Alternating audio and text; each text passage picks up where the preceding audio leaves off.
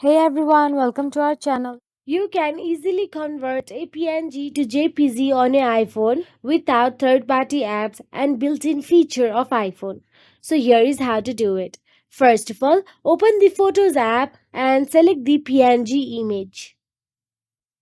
Now once you're inside the PNG image, tap Share from the bottom right corner of your screen. Then from the drop-down menu, scroll down and tap on the Save to Files option available there.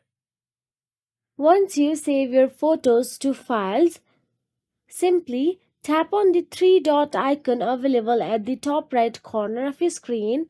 Then tap on the select, then select the photo. Once you select it, tap on the three dot icon at the bottom right corner of your screen. From there, tap on the convert image option available.